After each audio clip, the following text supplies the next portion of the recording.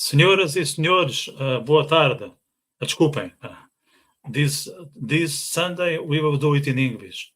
And the reason is we will focus mainly in Europe.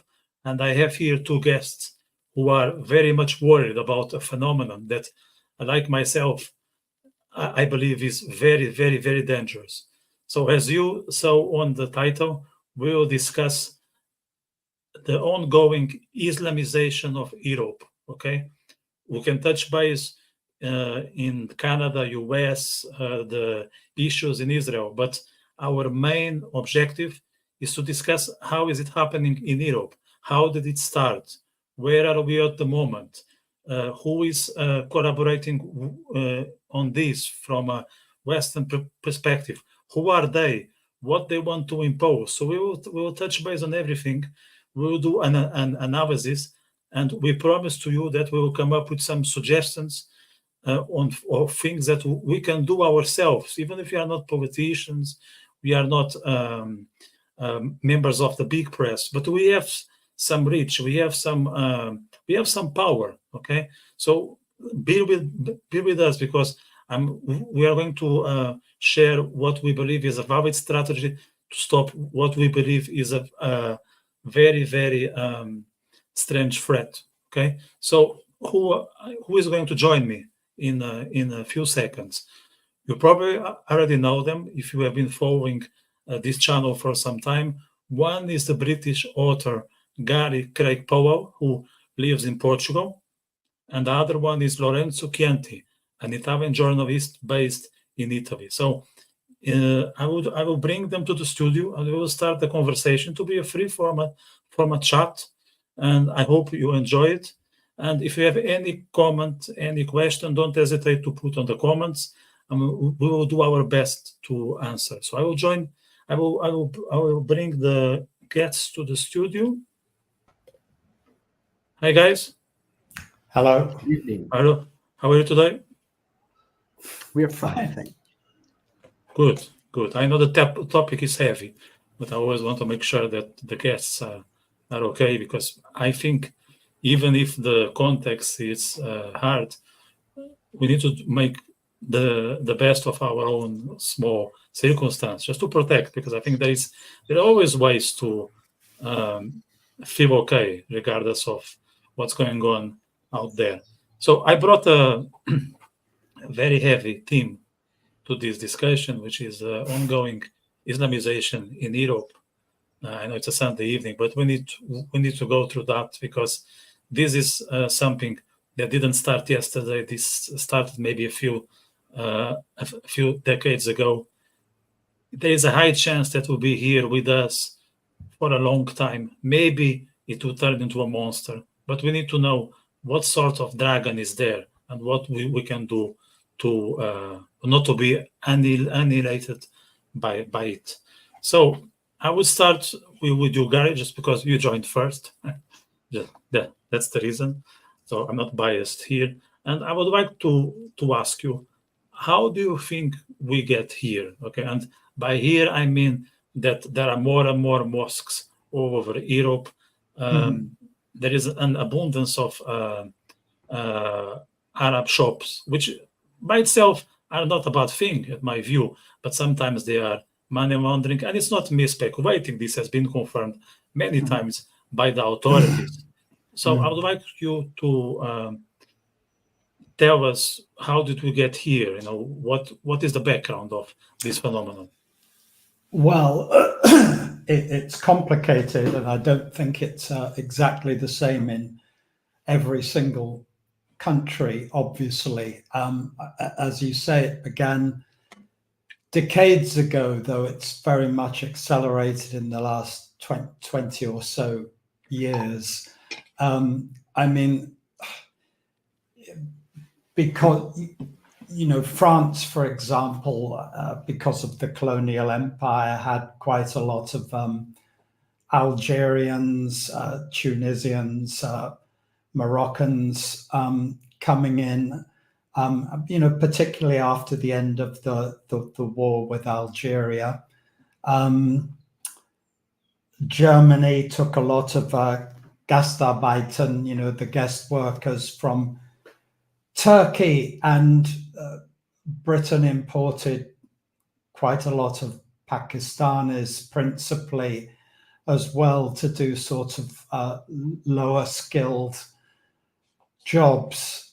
I mean, in Britain, I would say that the numbers were more or less controlled and not really a threat to the British way of life until at least the 90s. You know, I think Tony Blair from about 1997 onwards basically opened the gates totally, and certainly in Britain we started getting very heavy immigration after that.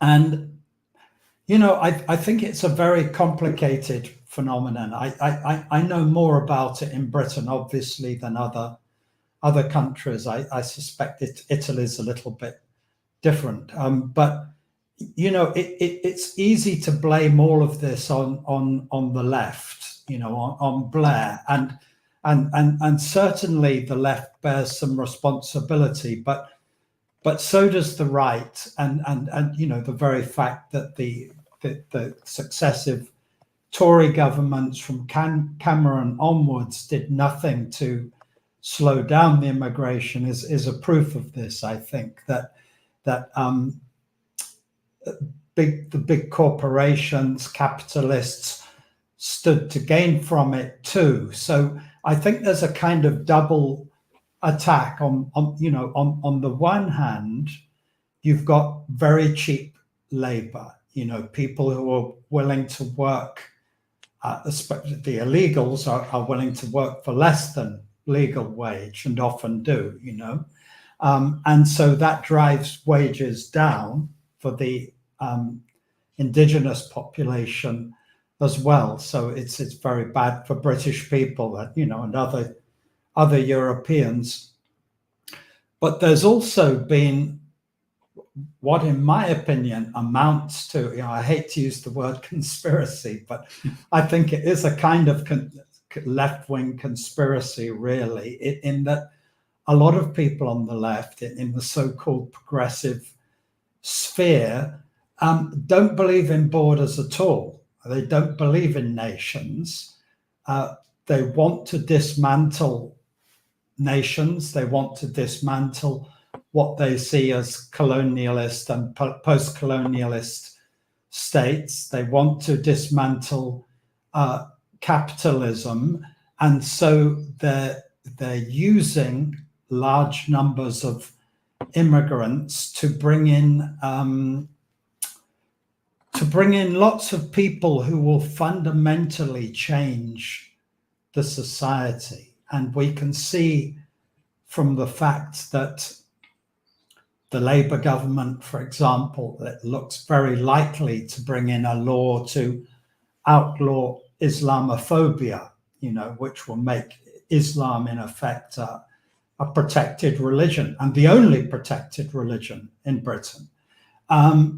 That this is being encouraged, you know, and the fact that we have many areas of Britain now where Sharia law is in operation, not legally, but in effect it is. And, you know, you can walk into certain districts of London and you see the signs saying you are entering a Sharia zone. We expect you to keep to Islamic law now. I mean, this is, to me, this is completely outrageous. And you think about the fact that several of the MPs who were elected for Labour this time were of Pakistani origin, and I know that at least one of those gave his victory speech in Urdu, not in English, you know, which means that, you know, I mean, English people actually couldn't understand what he was saying. So a completely parallel society is being established. I mean, in effect, you know, this might sound strong language, but these are colonies, actually. They're foreign colonies that are being set up with their own way of life, and there's no requirement or even encouragement to integrate. I mean, this is the big problem. You know, if you take, I'm sorry, I'm talking a lot. I'll just finish with this point, that if you take a country that's historically been very open to immigration, like the United States, and welcomed people of all backgrounds, provided they integrated, you know, and up until about the middle of the 20th century, it actually worked pretty well. You know, I mean, you take all of the Italian immigrants to the United States, for example, who have become very good American citizens, you know. But this is no longer happening. We're having de facto colonies now whose aim is to change the host society. So I'll shut up for a minute.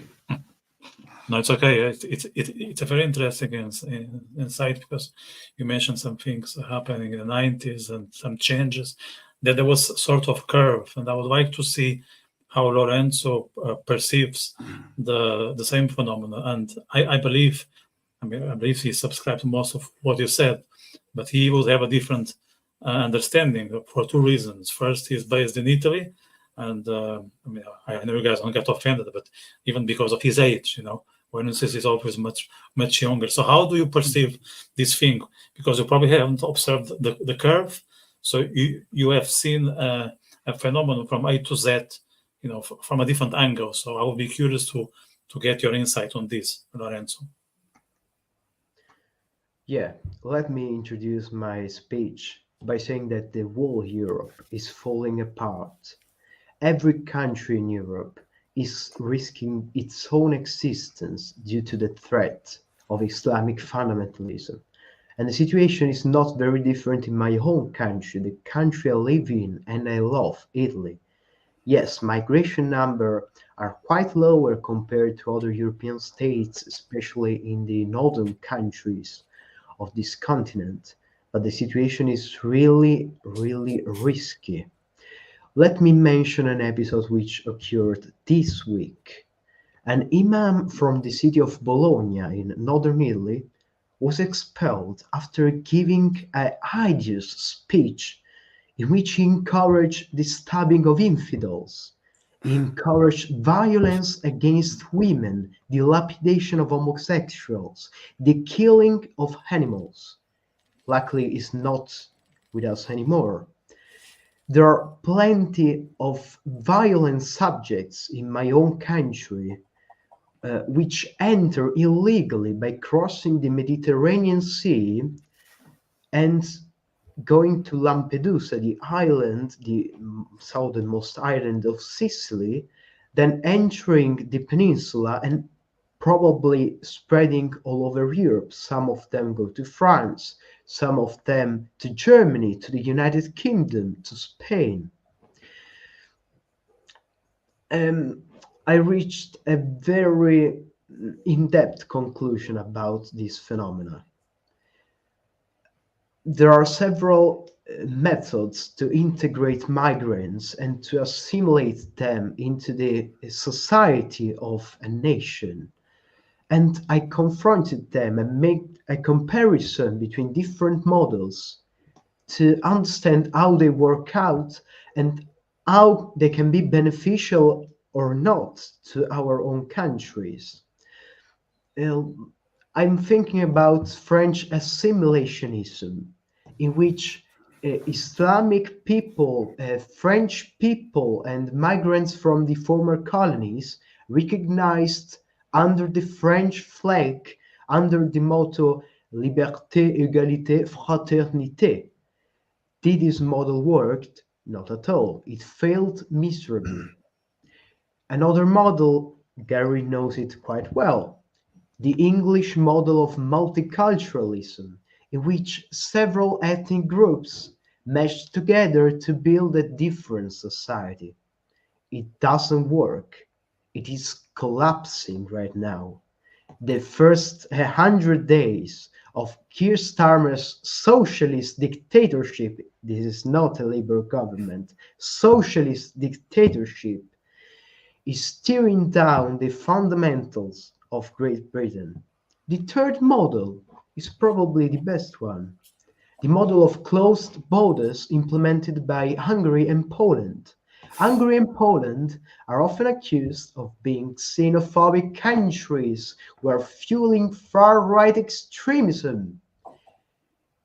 Migration numbers are plummeting in those two countries. Migrants are sent away, and security in Budapest, in Krakow, in Warsaw is the best of the whole Europe. This is a fact we can't deny, and we must face it. A very positive law enforced by the Italian government, led by Giorgia Meloni, is the implementation of a strategy to deport migrants in a non-EU European country, Albania. In Schengen, several detention centers are developed to set migrants and then distribute elsewhere in order to diminish the flux of migrants. This can be a good measure to prevent illegal migration. It must be done in very quick times because we have a threat in our own country. We must solve it as soon as possible. I agree. Yeah. Lorenzo, you mentioned something that I find very ironic, which was what this imam was doing in Bologna. So basically, he was acting out like the progressives would hate. So he was homophobic. He was inciting animal mistreatment, and he was, let me just add in my note, he was showing some traits of what is called these days toxic masculinity. But just because he was a Muslim, he was forgiven. That's very interesting. If he would be a white man, he would be hanged in the main square and stoned. But because he is a Muslim, everyone, but the progressive crowd turns a blind eye. So that, to me, tells the level of hypocrisy of that group. So we shouldn't really respect them because they are playing a game. Only fools can fall into that game. Yeah. Luckily, the guy was expelled. I don't know if he was expelled to Albania or to Saudi Arabia. I don't care. I just want him far To his from own us. country, to Pakistan. Pakistan. Okay, Pakistan. And yeah, and good luck for him in Pakistan. That's all I can say. But it's a disgrace that he was inciting violence towards women, animals, and gays. And it has to be the state, it has to be the right-wing state of Italy to take action. And probably there were no complaints and social media posts against that man just because he was Muslim. And that tells that we cannot rely in the progressives these days. So in terms of objectives, let me stay with Lorenzo for now. What do you think are the objectives of these people, of these Muslims? I wouldn't say the everyday Muslim, because there are some guys who just want to have a better living, they want to feed their families. There are those. I don't want to say a percentage because, who am I to come up with some numerical guess? But I think there is more than just people aiming to improve their life standards. So what do you think are the drivers behind this massive migration taking over Europe? International finance, of course, the Soros family. I'm not a conspiracy theorist, but it's a data fact. Do you know that one tiny Italian party is financed by the Soros family? It is called More Europe, Più Europa in Italian. It is a tiny center-left party which encourages mass migration to Italy. And this is the reason why it's financed by the people who want an ethnic substitution of the Italian population. I'm not a far-right extremist. Everyone in Italy can assure you what I'm saying. Muslims want to dismantle the basis of our Christian, liberal democratic peaceful civilization. There is an element which horrifies me.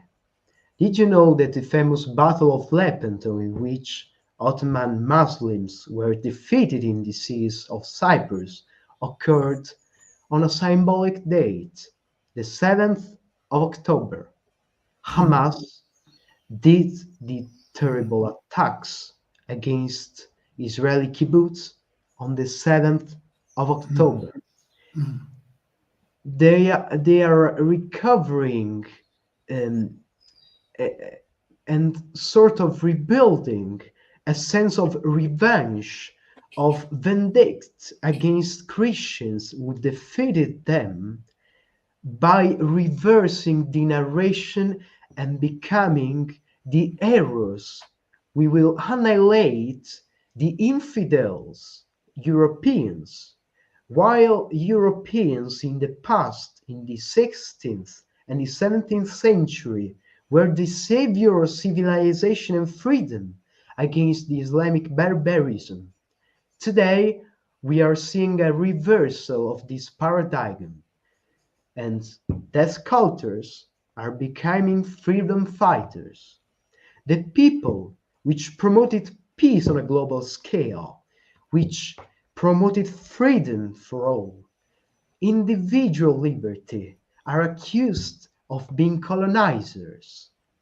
These rhetorical strategies are a form of mixed warfare within our countries. The Imam in Bologna was probably appreciated by far-left lunatics, which are recruited by imams, by Hezbollah, by Hamas, to tell those, pardon me for the word, bullshit against the West.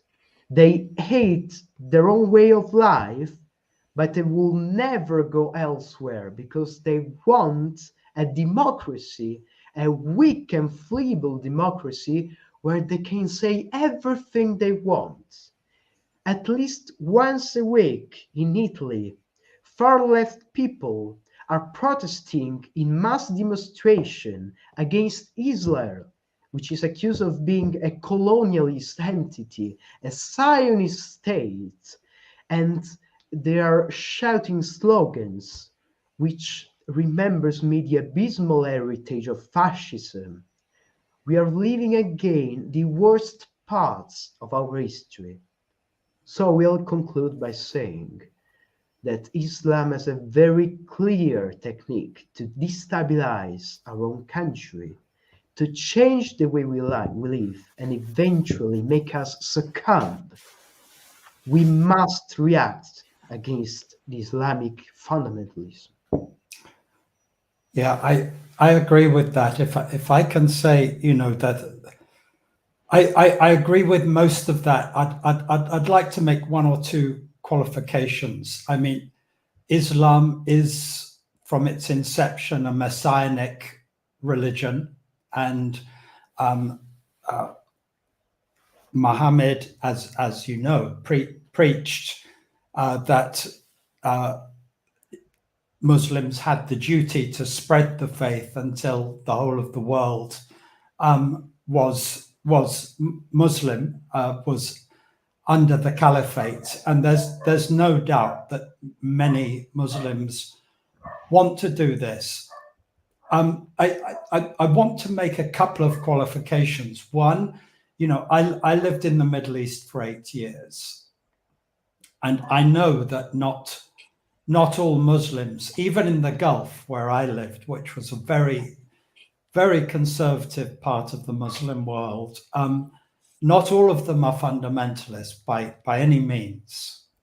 In fact, I taught in a university there, and I would say the majority were not fundamentalist, actually, no more than 10%, which, okay, is a highish number.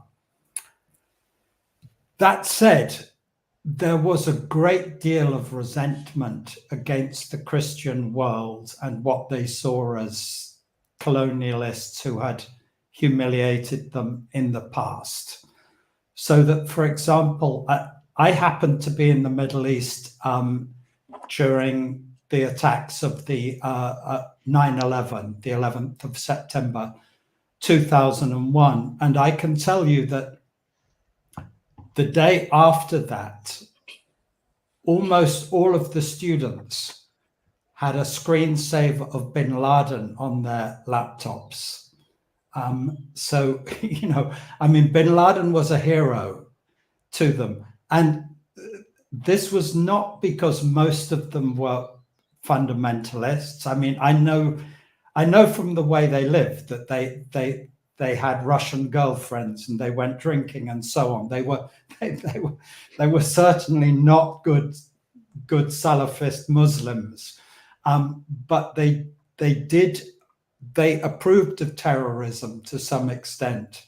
And if you look at the Muslim population of Britain, I can't give you the figures off the top of my head, but it's an alarming proportion do approve of violence as a political strategy. And I think it's something like 50% of the Muslims approve of the idea of having Sharia law in Muslim majority areas of Britain. So there's a lot of, let's say, even though most of these people would not commit terrorist attacks themselves, a lot of them would certainly be passively accepting and approving of them. And so, yes, I mean, I basically agree with Lorenzo. It's something that must be resisted. Can I make just another point? Of course you can. You made the point, Lorenzo, that their aim is to replace. I think that's an aim of many Westerners too on the left. They see this, you know, there's this phrase, the great replacement. And to some extent, you know, we do have a demographic crisis in Europe. I know in Spain, I think in Italy too, the current replacement level is about 1.2 or something, which means that there's going to be an absolutely catastrophic drop in population in the next 2 or 3 generations.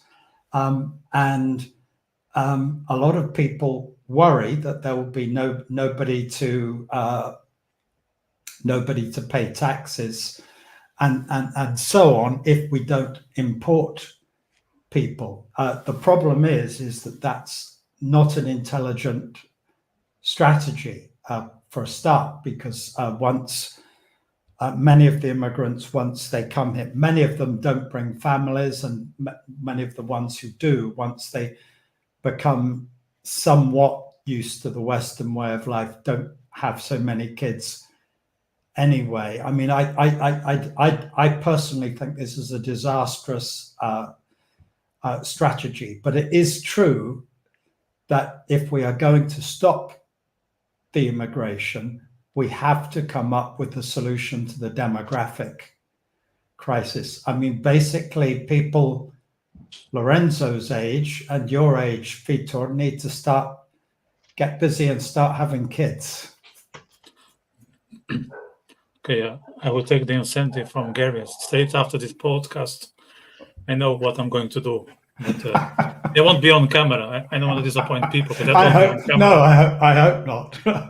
No, I'm not that money needed at this point. Yeah, just two topics or two things that you guys covered that I think they're worth exploring. One is the bin Laden being seen as a hero.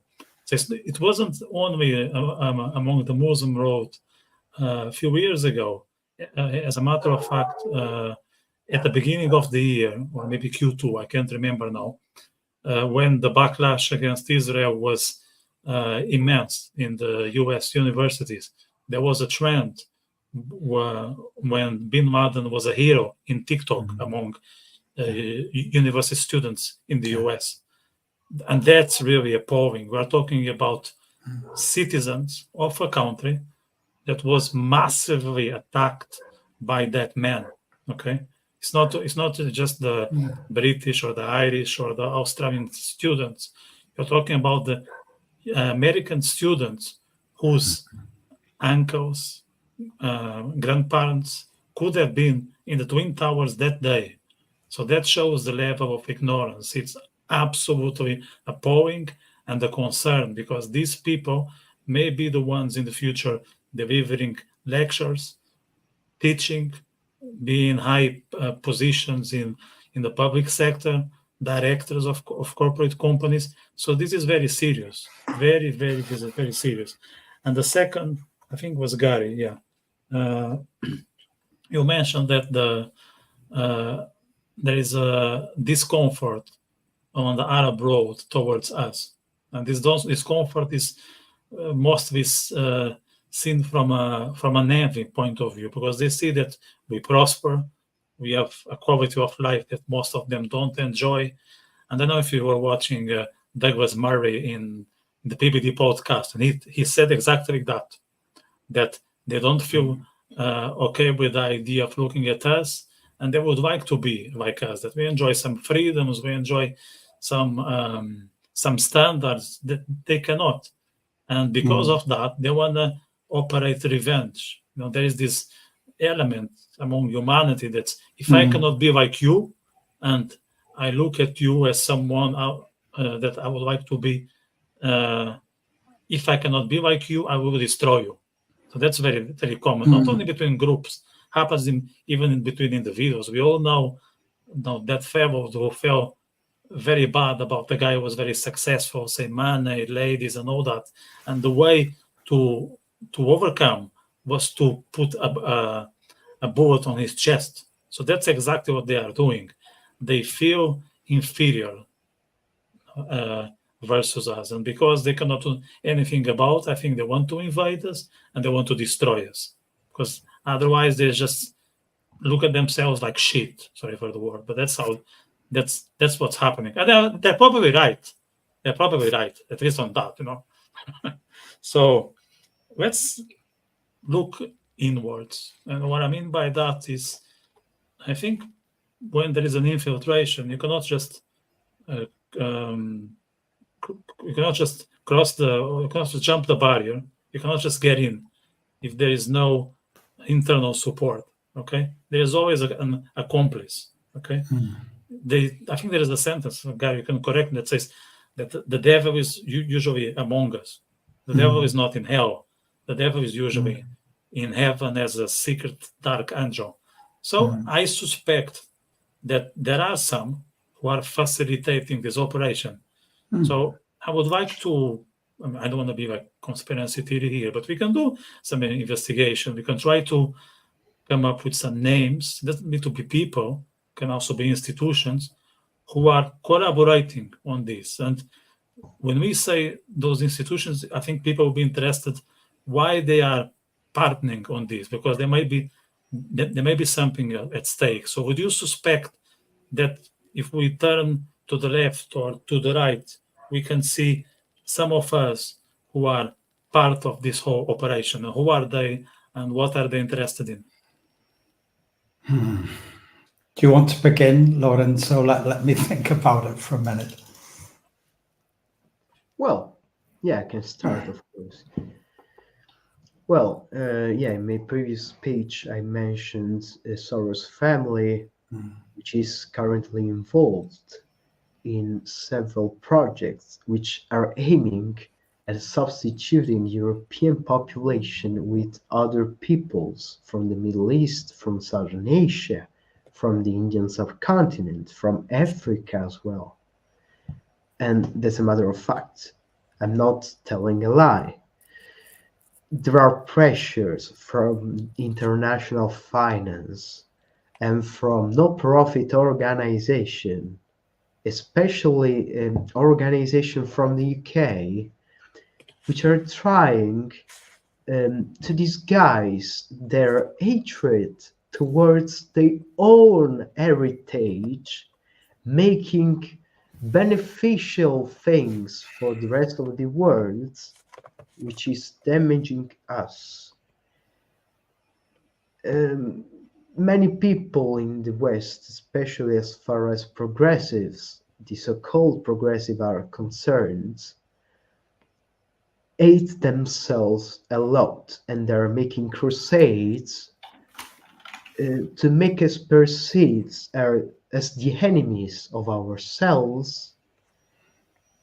Left-wingers, on the other hand, propose themselves as a new kind of Marxist men were trying to change things differently from what we are seeing right now. So, in my opinion, what we are experiencing right now is the proof that crony capitalism, dirty interests, and many parts of the political class are trying to change the way we live. I don't know why they hate so much the European people, the Americans as well. They are projecting into themselves a sort of white guilt, like Kipling said more than a century ago. Well, self-hatred is a theme that must be deepened in a psychological essay, because nowadays politics is not played on the contrast between right-wingers and left-wingers, or the elite against the people. In my opinion, the play is between people who hate themselves and want to destroy their own lives, and people who are trying to preserve their own heritage and the foundation of our civilization. And this kind of rhetorics transcends political beliefs. There are some left-wingers which are opposing to this totalitarian drift, and they're against multiculturalism because they want to protect our acquired rights from, I don't know, a feminist perspective. Some historical feminists are protesting against mass migration. Some on the right may agree with them. So this is a transversal movement which covers different ideas, different values, but is united in building a wall against the threat to European way of life. Another institution which is perpetrating hatred towards its own people is, of course, the European Union. Have you read the programmatic documents from last Christmas? Well, Mary was cancelled away. There was no reference to the Virgin Mary. There was no reference to Jesus Christ. There was no reference to our Christian roots. Why is the European Union trying to replace our cultural features to appease other people who are despising us? This is a very important question mark. I've not the answer, I must be honest, because I can't understand those people. I really can't understand their hypocrisy and their self-hatred. Yeah. Self-hatred is a very complex thing. I just want to say a couple of things before I pass to Garry, who will comment what I just put on the screen. And I think there is, from a psychological perspective, there is a huge gap between two tribes. And I will refer a lot to what I learned from Jordan Peterson on this, between the people who have a purpose and the people that don't. So this, for me, is on that regard, it's simple. So let's say if you have a purpose in life and you are aiming at something, you're gonna focus on the positive things, because all you don't want is to be distracted or to be taken to places you don't want. You want to keep your energy levels at the highest, that you make sure these things are happening in a correct way. So you are just focus on your, let's say, mission, and all the other things doesn't matter. So these are people that you can rely, these are people that you can trust, and these are the people that you want to have around you. So these are usually the people that think by themselves. The other is the the self-hate tribe. So they are like zombies. They are going randomly throughout the road. They don't know exactly what they are here for. So they will take whatever topic just to belong to a larger group. So basically they are lost, just to make it simple. And of course they will engage in those things because they will feel better. Even if there is some evil elements, it doesn't matter. At least they are not by themselves, which is unbearable more than anything else. So that's what I would say about that. So there was a comment here. I'm just going to put it on the screen again, and I would like Garry to say a few things because this man here. It's Paul Kennedy. He's actually a friend of mine. Yeah, I know that. So that was a question for you, Garry, if I didn't know. And it's about Pakistan, which is a country very close to you. Yeah. Yes. Based on what you said before. So culturally in a way, yes. Yeah. So Paul says that the problem is not so much religious as cultural. Yes and no. I mean, it is religious because, I mean, the Pakistanis are almost all Muslim, and whether you regard them as being, seriously Muslim religious in the truly spiritual sense or not, I think to some extent is irrelevant. I mean, I take the point that the problem is that we are allowing in too many people with cultural values which are totally different from ours. And not all of these are Muslims. I mean, there are lots of people coming in from Africa whose backgrounds are animist, sometimes Christian,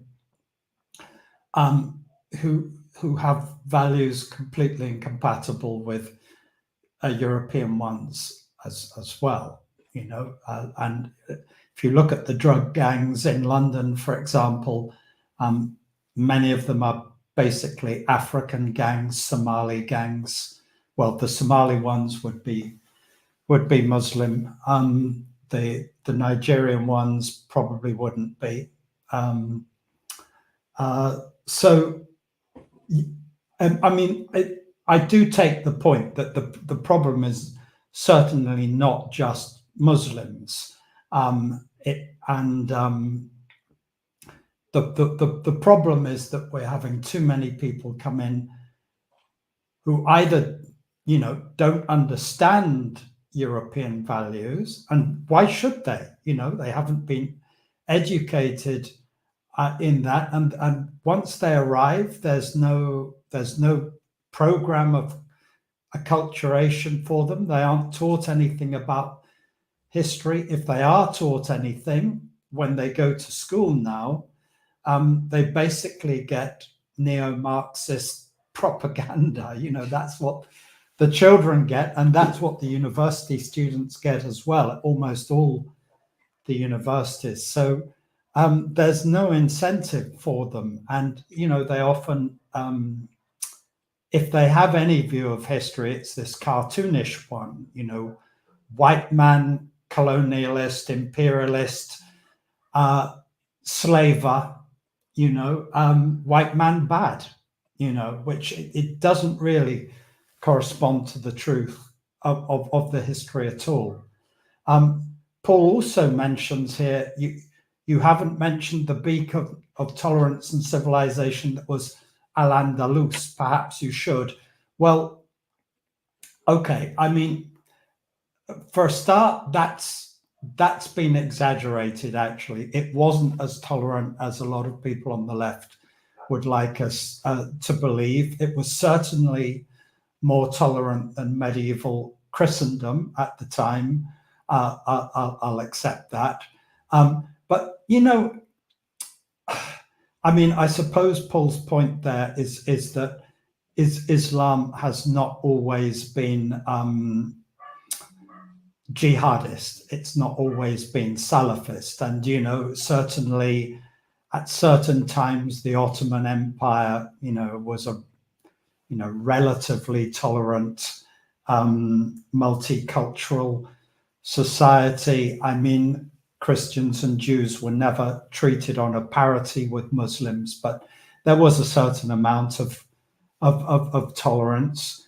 But the reality is that in the last 100 years, and especially since the 1930s, with the rise of the Muslim Brotherhood and other extremist organizations, Islam has become much more fundamentalist. I mean, there's no question of this. If you look at early 20th century Islam, it was much more tolerant than it is now.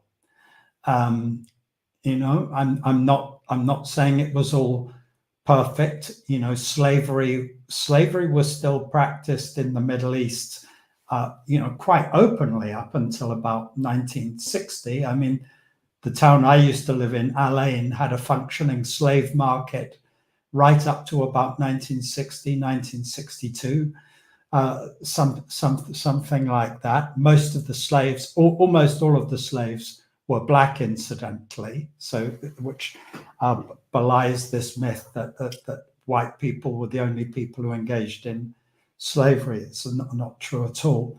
But the simple fact is that Islam has become a reactionary and radical religion in the last 70 or 80 years. And I'm not suggesting that every single Muslim is a fundamentalist, obviously. I knew lots of lovely Muslims who were extremely tolerant, kind people who wouldn't have had any problem and didn't have any problem with Christians living among them, for example. But there's no question that this has been the tendency, and that much of it has been because of resentment against the West. I'm not sure I agree with Douglas Murray, actually, in the sense that if Douglas Murray is framing it as materialist envy. I mean, in the Gulf states are richer than Europe, actually, and certainly places like the UAE, Qatar, Bahrain, most of Saudi Arabia, people live very well, and they don't necessarily envy our material standards. There's a great deal of resentment, though. There is an inferiority complex, and we shouldn't confuse Arabs and Muslims either, because not all Arabs are Muslims, and certainly not all Muslims are Arabs. The majority of Muslims are not Arabs, actually. But so next Sunday, I'll try to organize a debate between yourself, Garry, and Douglas Murray. I will do my best. Well, I'll do my best. Yeah, I don't know if I would dare debate Douglas. Actually, he's a very, very bright. I think after that we can all quit our day job if Douglas Murray is in this podcast. Well, I agree with most of what he says, but I have lived in the Middle East, and that in the Middle East, people are very conscious of the fact that those countries are basically being run by Westerners. Even now, there's a Western technocracy that runs those countries. The engineers who run the oil industry are not Arabs. The great majority of them are Westerners. Some Indians as well. The universities, again, are run mainly by Westerners, and they're very conscious of the fact that they couldn't really function without the West, and they don't like it. And don't you think, Garry, that fuels their sense of inferiority? That without them, they cannot prosper. Yes. And to a large extent, there's the sense of military inferiority too, particularly with regard to Israel, of course, which has, repeatedly defeated vastly superior Arab forces, and that has very much fueled this sense of massive resentment towards Israel and the United States, of course, which supports them in terms of military hardware and funding. So we are having a few comments here, and I would like to bring them to the table. Maybe Lorenzo, maybe you can follow up with Francesco Piccinelli, who is telling a couple of, is a friend of yours. Okay. So I will just put all his comments here. So he throw, I think, 2 or 3, and if you can summarize in one comment, just for the interest of time.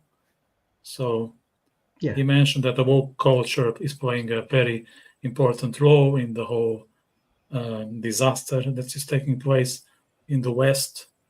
Now he's suggesting some education program that could help the West recalibrate in the right direction.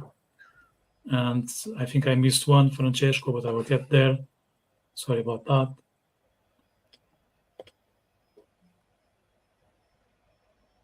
And he is also highlighting a few dangers that the youngsters have been presented. So can you say something about Francesco comments, Lorenzo? Yeah, Francesco is absolutely right. He knows Britain quite well because he's both Italian and British. So congratulations for his very acute and intelligent observations. Well, wokeness is spreading all over the world as if it is a virus. It is a mind virus and is literally hitting our brain matter. And that's a very horrifying phenomena we are experiencing also in Italy. Italy was a country characterized by a massive presence of the Catholic Church, which contributed in preventing the spread of communism in the Cold War, and strengthened the idea of a moderate and conservative consensus, which was built on some pillars, which was the respect of the rule of law, liberty, democracy. And nowadays, that kind of culture is not very eradicated like in the past, because the Berlin Wall fell, and communists tried to change the way they express their ideas to involve younger generation in a sort of charming way, trying to disguise their history, their misbeliefs, their crimes, their complicity with the worst tragedies of history in the Soviet Union. If communism in the past decades was red, nowadays communism is rainbow flagged, is green, and wokeism is a blend of old-fashioned ideas and new cultural trends which are undermining universities, and they are trying to involve a large number of students which have no idea of what is happening around them, and they are sort of cooptated into these words which is made of self-resentment and the desire to censor whoever doesn't agree with them. The worst aspect of wokeism is that it's penetrating into the minds of, I would say, people without any strong ideological beliefs. In the past, we had the party schools in which communists were indoctrinating people to pursue the views of the Soviet Union, of Marxism. So they were educated in a certain outlook. Nowadays, Marxist teachers and the woke mafia are trying to impose their own agenda, and by using harmless people without self-defense And this is truly dangerous. We are seeing the demographics in the United States. Younger generation are becoming more and more left-wing than ever. They are blaming capitalism. They are praising communist dictatorships and socialism. This is contributing in building a different perception of society, a love for brutal regimes like Maduro's ones, and a fascination towards Islam. It sounds a paradox to me. How dare they? They love gender equality. They proclaim themselves as the saviors of sexual emancipation. They proudly stand for transgender rights. I don't know what they are, frankly. And then they are sharing their own paths, and they are defending the people who are trying to kidnap them, who are trying to kill them. An Italian activist back in 2008 was so fond of Palestine that decided to move in Gaza, helping the local population. Did you know what happened? They tortured him, they killed him, and he never go back home. This is the tragic reality we are facing right now, and wokeism is another element which blends with other tendencies from the past. Lorenzo, you mentioned that the youth is leaning to the left. That's evident. I think everyone can see it. But what I find even more fascinating is for most people these days, there's not even left and right. There is only left. So whatever is not left, it's wrong. It's a no-go zone. It's the enemy. It's something that you cannot belong to. It's the criminals. It's the thugs. They are not even considered as part of society. It's some random individuals who are just trying to mess up and tearing everything apart. Like there's no alternative. The far right, yes. Far right. There's no alternative to the left. It's you are immediately treated as a threat. You are not even opposition. And that is how dictatorship operates. They label everyone as someone that you cannot hang out with. You cannot even listen to their ideas. You cannot even spend some time trying to analyze them. There is no room for them. The only place where they belong is the jail. That's it. We're going to silence them. We're going to make sure that they cannot talk. They cannot interact with anyone. They have no place whatsoever. So that's how a tyrannic regime acts. They treat themselves as the only valid way, and whoever doesn't fit the narrative, goodbye. We won't see you. You'll be sent to the exile, or you won't have a voice. And that's exactly what's happening.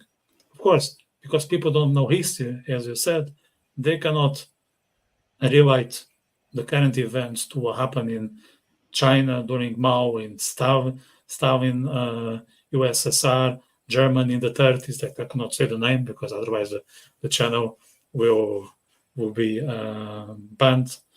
And that's very, very scary. Okay.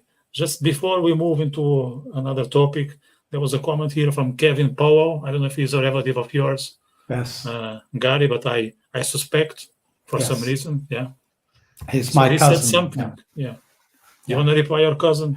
Yes. Kevin made a comment that there's too much white guilt, which, I think this is it's the same point really as Lorenzo's friend made of wokeness, because I mean, let's be honest about wokeness. What wokeness is. People talk about it being progressivist. What it actually is neo-Marxism. It's cultural Marxism. And the problem is that in order to fight it, Lorenzo pointed out that the actual government of Britain is not a Labour government, but a socialist dictatorship. That's true, but it's a socialist dictatorship that's being supported by a deep state, which has basically taken over almost all of our institutions. The civil service is now neo-Marxist. The entire educational system is neo-Marxist. In Britain, even the police are now neo-Marxist, and the armed forces.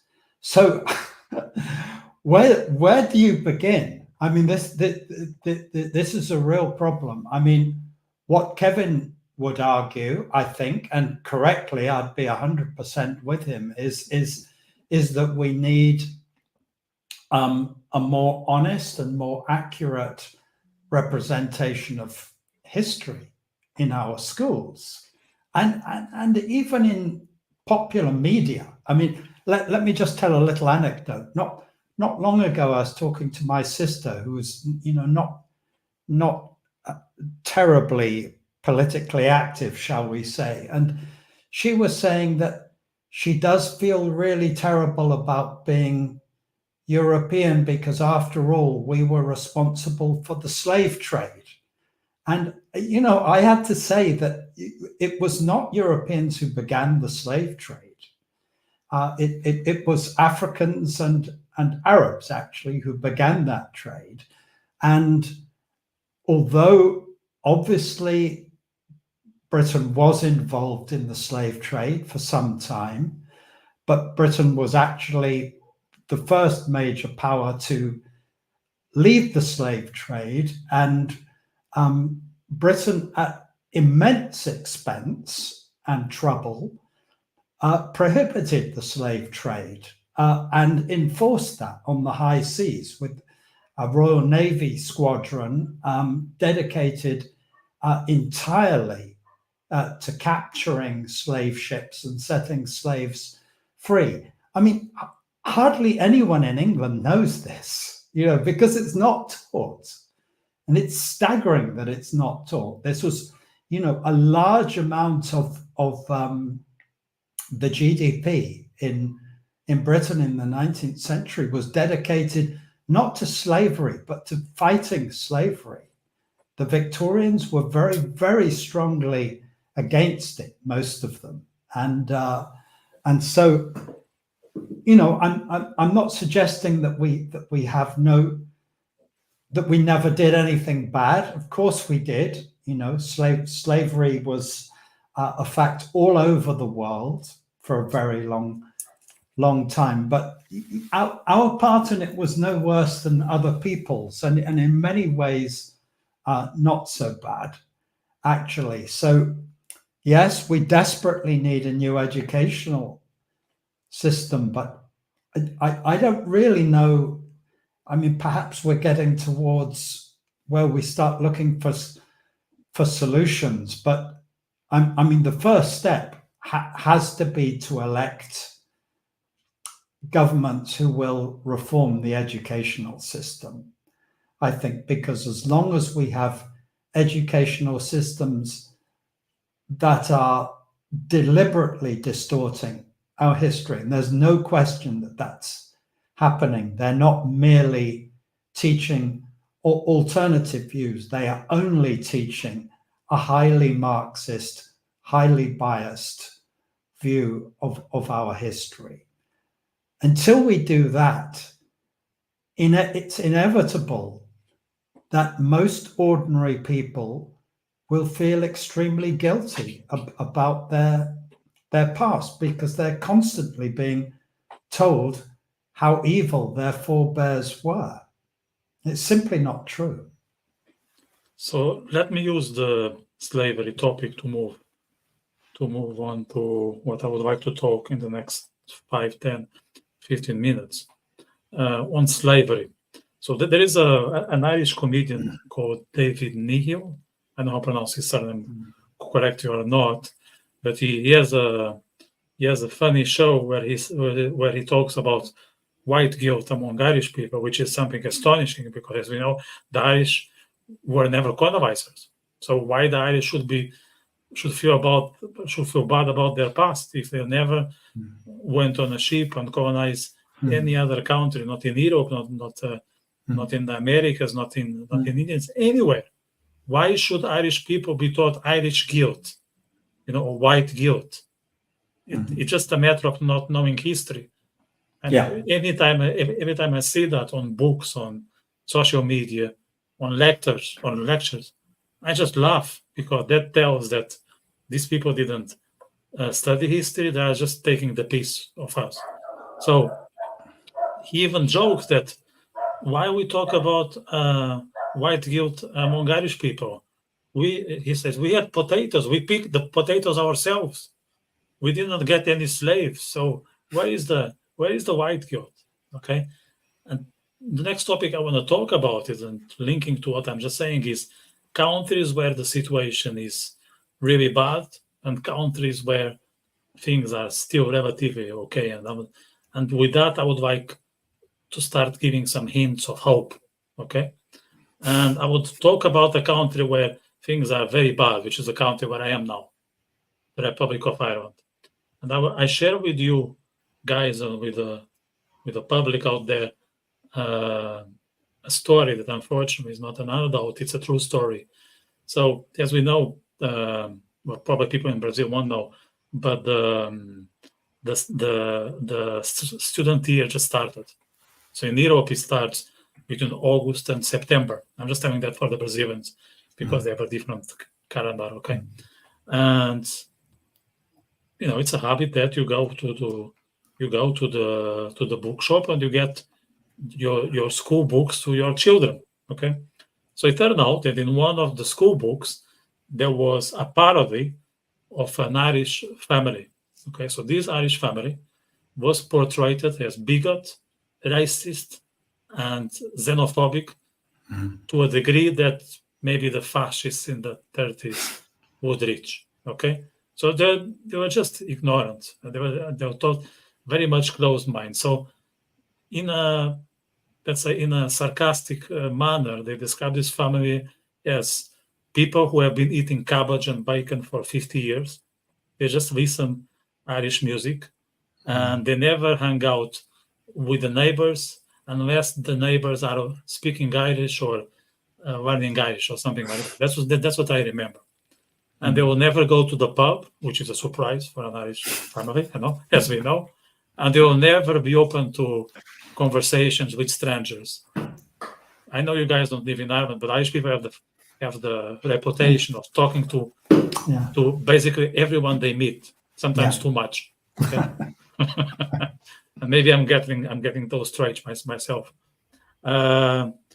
So this was a huge scandal here. And on the positive note, not only people that are aware like ourselves rebel against it, but even in the mainstream, some people raise their voices because they said, this doesn't make any sense. This is not us. This is a misrepresentation of an Irish family. It was not even about discrimination or progressive values, none of that. It was just wrong by default. And to make it more interesting, in the same book, there was a description of another family, all migrants coming from some Chitistan, what they call Chitistan, okay? And they were all nice. They will all go and buying stuff in the Polish grocery shop, in the local Irish supermarket, in the Indian store. They will hang out with everyone. They will listen to their own music, but also to rock and roll. I'm exaggerating a bit, but you get the image. And as we know, that's not correct. That's not accurate. Most migrant families coming from Southeast Asia and Arab countries, they are very much conservative. No, I'm not against that. They do whatever they want, but they don't really hang out with people that are not aligned with their values. They stay within their community. So that those two portraits, they were incorrect. And luckily, people got together and the school book was removed. Okay, So there are some signs that things can change, because some people that they will put their rainbow flag in June. They will believe that diversity is a good thing. They were not happy with that. So the noise is starting to get some results. Okay, so that's an example. But other than that, I can spend the whole day just saying bad things that is happening here. But I would like you, Lorenzo, to tell how is it in Italy? Where do you see things being stable and probably not falling apart? And where do you think that there isn't much hope in Europe? Well, my country is put in a moderately bad situation. We are not falling apart 100%, but we must recover from mass migration, and we must do more to prevent this phenomena. France is completely lost. France will become an Islamic caliphate in about 30 years, in my modest opinion. The same goes for the United Kingdom. Things might change in Germany, where a left-wing government is trying to, let's be clear, follow Alternative für Deutschland in the polls to avoid a victory at the general election and enact right-wing policies. That's actually good to put migrants away. So Germany might be an opportunistic example of preventing illegal migration. I think that we must see eastwards. Eastern European experimented some atrocious crimes in the last centuries. They are not quite jealous of their own democracy, and they are bulwark against Russian totalitarianism and Islamic fundamentalism as well. Ukraine is very fond of its diversity and is fighting an existential battle against Putin. They are very protective with their own goals that they reached from the independence that occurred in 1991 to nowadays. The same goes for Poland, the Baltic Republic, as well as very low migration numbers. And all these countries in Eastern Europe have a sense of identity and respect for the tragedies of the past, a desire of looking afterwards, a perspective of development, which makes them very reliable partners in fighting the terror. I would look eastwards. I think a very virtuous country is Argentina as well. Javier Milei is fighting against crime, and he's a libertarian, so he really loves freedom in every sphere of the human existence. So if some tragedies happen in my own country, as a libertarian and planning to go to Buenos Aires, it will be a paradise. At least I hope that. Well, I'd like to tell you an anecdote about Italy. What Vitor said really impressed me. And what impressed me the most was the analogy with another episode, which happened literally 2 weeks ago in Italy, in the university I studied in, Roma 3.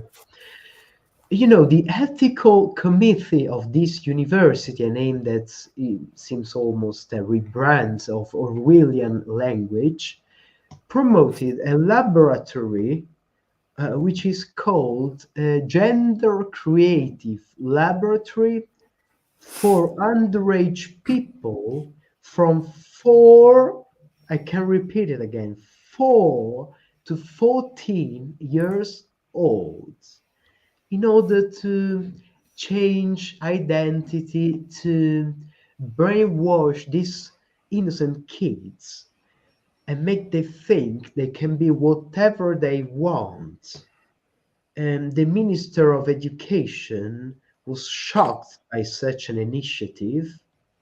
Did you know what answered the headmaster of that university?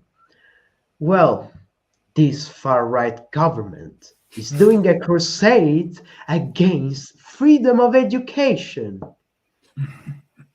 I was upset, but this reaction, I can't understand it. And this explains the drift we are seeing in this moment, in this crazy season of human existence. Well, as I said, there are some countries which are trying to restore freedom, to respect family. Other countries are becoming, let's say, a nightmare, a truly nightmare from every perspective.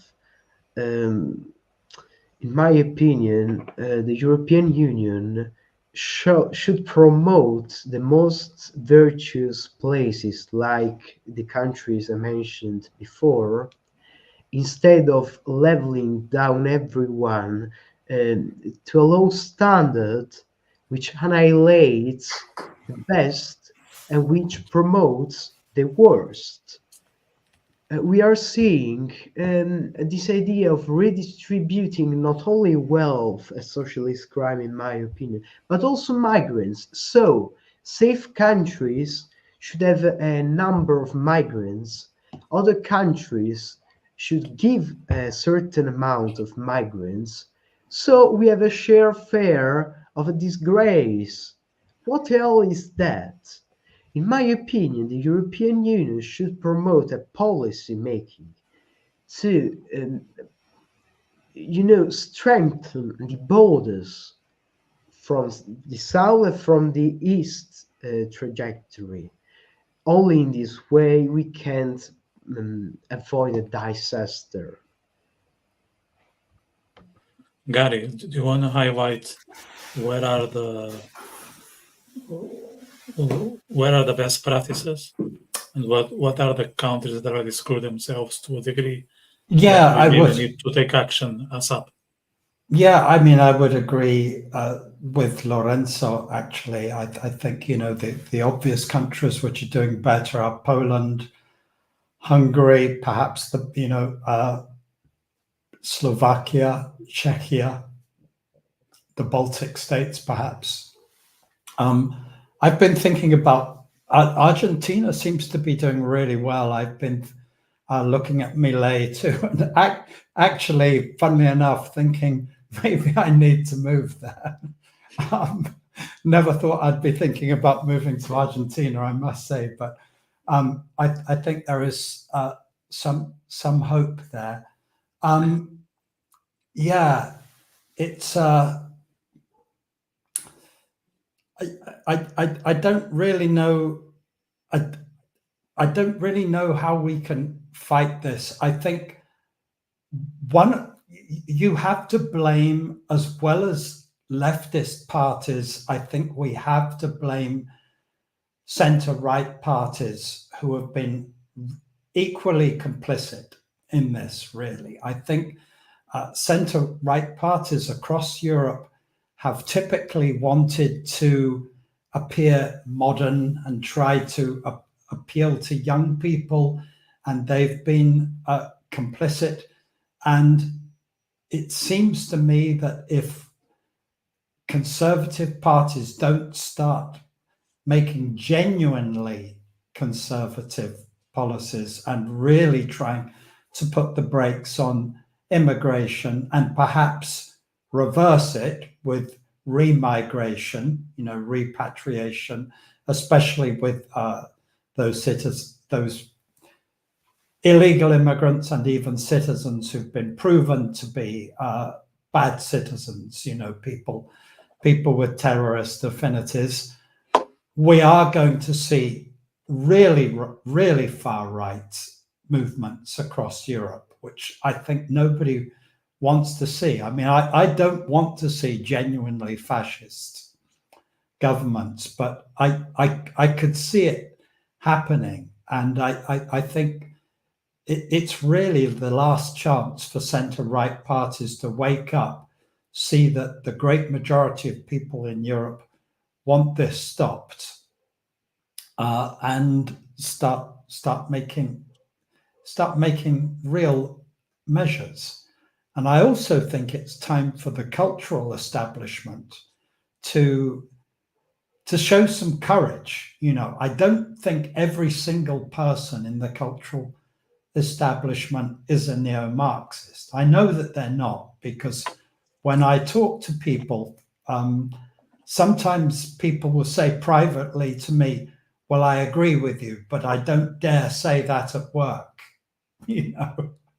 And I mean, I won't go into my private history, but I almost lost my job at the university I worked at because I was not politically correct enough. And my latest book, Our Parent Who Art in Heaven, is a sort of satirical discussion of that. But I think intellectuals who understand what's going on must speak out. I think it is our duty, and if we don't speak out, we are complicit in what Douglas Murray calls the strange death of Europe. That this culture, it's cultural suicide. There is no other way to put it. So, to Garry's point, I just want to add a couple of things here. So I'm going to focus on the people on the ground, like us. I'm not going to direct my thoughts and actions to politicians or to people in positions of power, but individuals like us, and which is probably the audience that is listening to us. I think we can all agree that every measure, every position we'll take, it comes along with repercussions, because the system is implemented in a way that if we divert, there is a price to be paid. Okay, and I think there are two main things out there that we need to be aware of. One is we might lose some friends, so our social circle will reduce.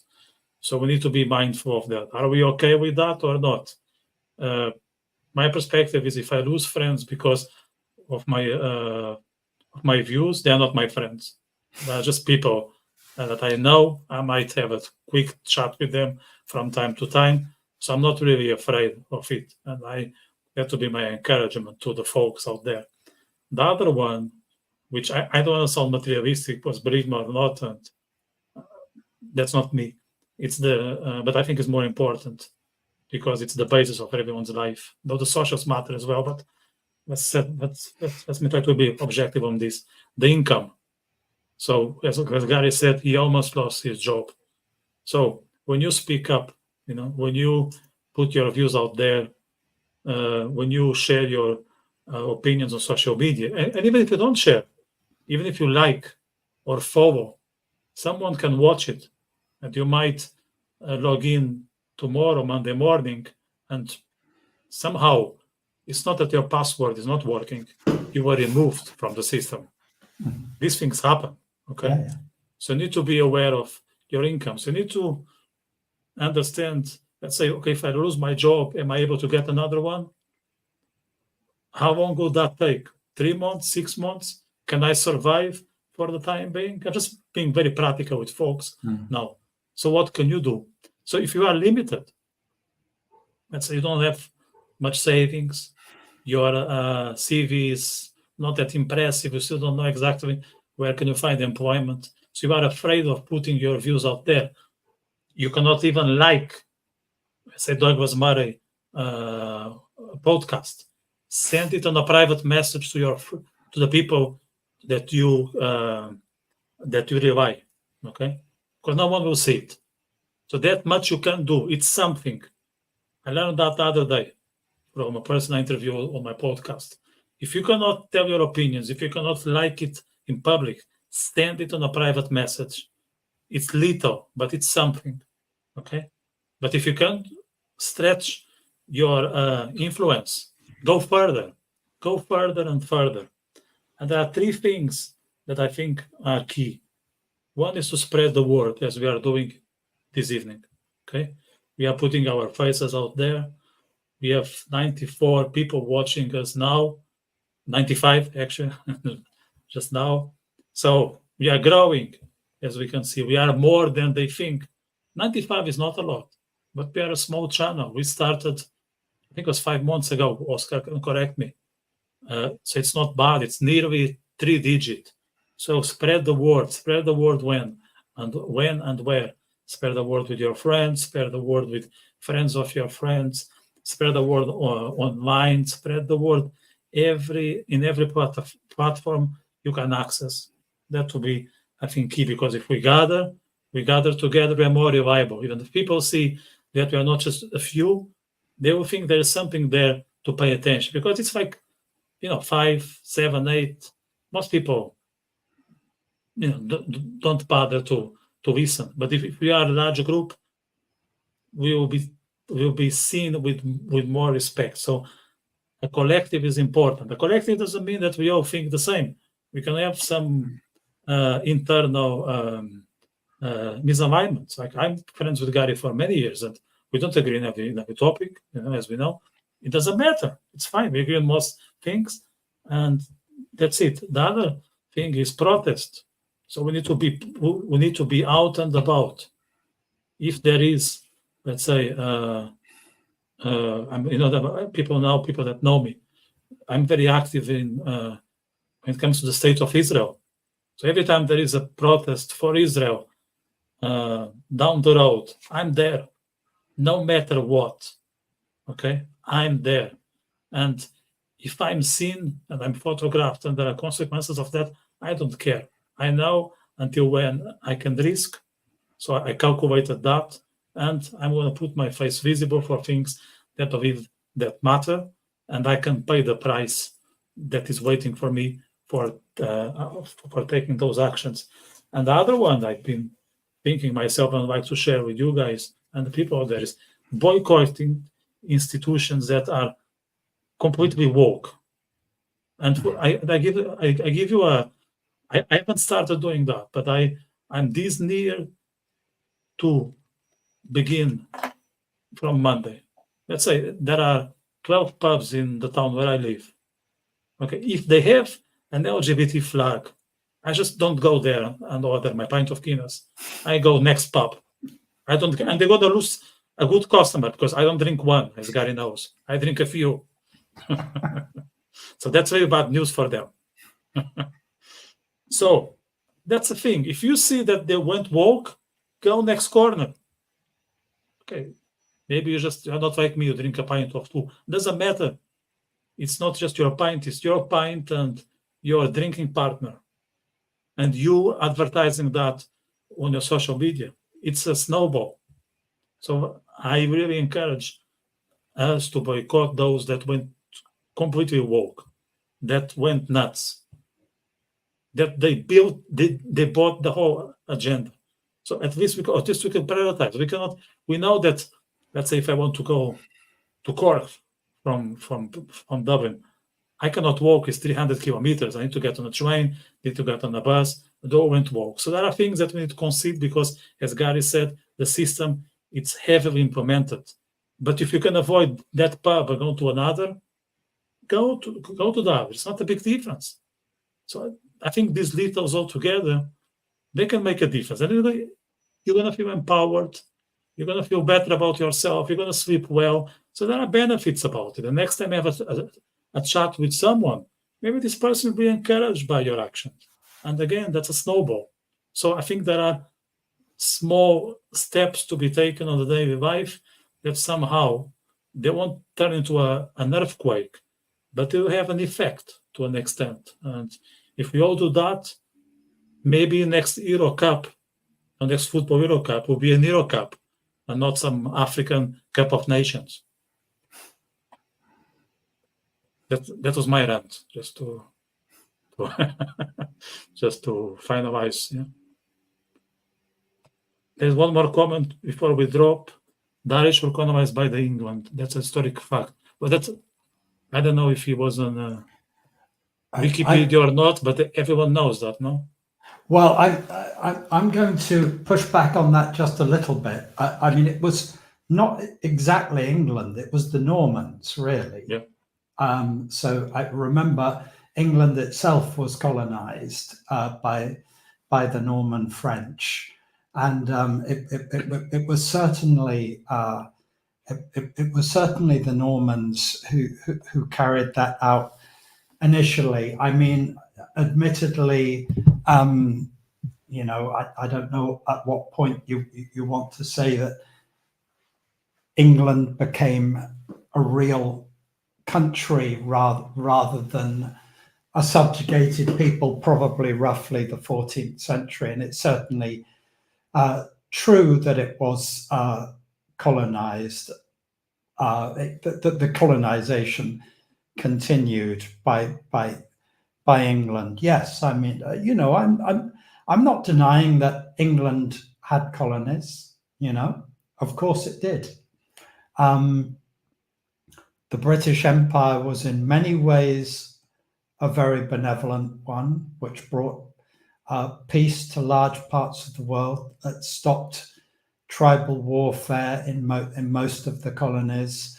Often stopped, you know, truly barbaric customs like sati in India. It wasn't all bad.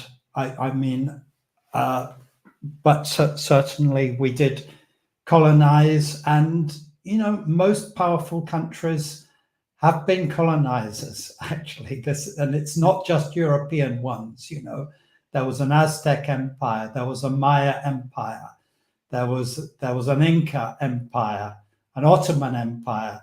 Yeah. The Arab Empire was one of the most successful empires of history, and one of the most brutal as well in the early days. There was a Mongol Empire that was incredibly brutal, and that nearly took over Europe. So yes, England and other European nations bear a certain amount of guilt, if you want to put it like that, for colonization, but so does virtually every other country. There were African empires too. You know, the Zulu Empire, for example, in the 19th century was, you know, an extremely brutal and genocidal empire. It's white people are not the only. There was an Ashanti Empire in West Africa. You know, this is by no means a phenomenon that's exclusive to Britain or Europe. And I think we have to get over this. You know, for a start, I don't feel any guilt whatsoever.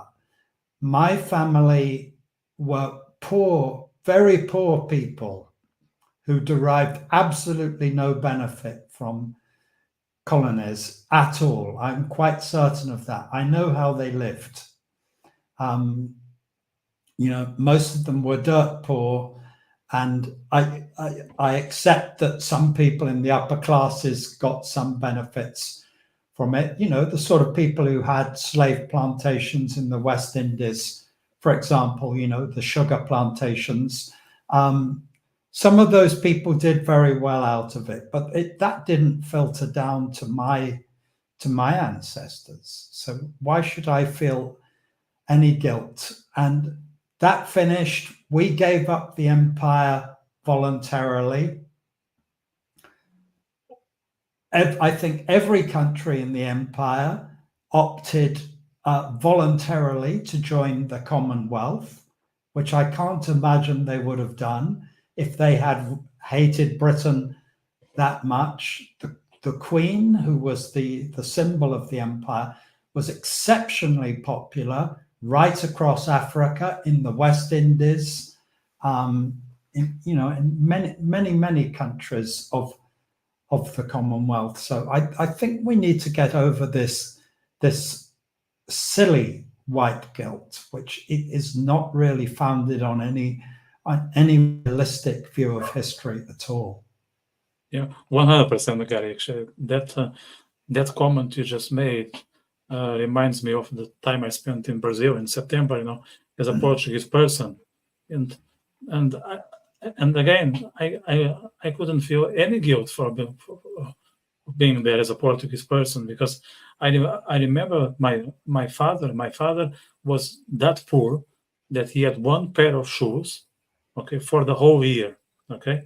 And what does it mean that he could only wear it once a week? That this pair of shoes would last for the whole year. So where is the white power? For sure, it wasn't in my family. It wasn't there at all. And sometimes he would see the others with a beautiful lunch, and he will bring like half piece of bread with some butter. So you cannot just say some person is white, and because he is white, he's powerful. He detains palaces and kingdoms and all that. That's absolutely rubbish. We need to get over that. And okay, I think we are getting to closure here. It's more now. It's more than 90 minutes. So we got more than 100 viewers, which is excellent. So it means we are more than we are told. If people are staying with us, I think there is some truth to our word, unless they're preparing something for us tomorrow. But no, I truly believe that the people who are on the other side, they relate to our comments. They feel empowered to see the three men just talking openly about their experiences, how they see the road, what can be done differently, what are the challenges. So I'm very happy that the crowd is increasing. But before I finish this episode, I want to encourage people to two things. First is to read Garry's book. If you guys read English, I hope it will be in Portuguese very soon. I know I've been helping. I've been helping on that regard among other people, but for now it's only in English. The book is fantastic. Is the parent who art in heaven? No, our parent who art in heaven. Yes, yeah, our parent who art in heaven. It's delicious. You laugh from the beginning to end. It's treated with a sense of humor that will make Oscar Wilde and Jonathan Swift up there envy. So trust me. I'm exaggerating in my words, especially as we get to bedtime. But no, it's very, very good. And if you guys read Italian, unfortunately I don't, but I can read to an extent. Lorenzo, libertarian Cianti. That libertarian is his fake surname, but it suits him 100%. His comments are brilliant on politics. He is really foreseeing where things are going. He is pointing out the dangers, but not only dangers. He is also suggesting some solutions. I think, Lorenzo, that's my perspective. You are very much pragmatic and orientated towards what can be done in order to have a better road, tomorrow and for the further generations. I think you do a great work. So if you want to follow this podcast, most of the stuff is in Portuguese, okay? But there will be some content from time to time in English. We did some in Italian with Lorenzo and Oscar and some other guy, I can't remember the name. We probably do also some in Spanish. We are diverse, as you can see. We don't do Hindu for now, but maybe, we'll never know. Won't be me, but maybe we can eat some curry and pretend we could speak Hindu here. So stay around, because there will be lots of content in different language, but always with the same goal: to save the West, to save our civilization, and make sure we have a future that makes sense. Because if you look at our past, it wasn't that bad, because it's the basis of where we are now. We couldn't be who we are if it were those pillars. So we should be very, very extremely grateful for that. I also, if people don't mind, I also want to invite the listeners to check my podcast. It's my name podcast, so it's very easy. And this week I'll be posting shorts and clips and the entire interview I held with Marco Alexander, who is a gentleman living in Jerusalem. He is half Irish, half Italian, and he has a very knowledgeable understanding of what's going on in the Middle East, because he has been there for a while, and he deals with plenty of people, tourists, government officials. His exposure in a way that many of us are not. So I really encourage everyone to watch that interview. To be shared throughout the week. And on Tuesday, on a different topic, I have an interview with a football coach, if you want to go to some light-hearted topics. So that's it for now. I thank you guys, everyone, and I will see you very soon. Take care. Bye. Bye-bye. Thank you for hosting me. Yeah, thank you. Bye.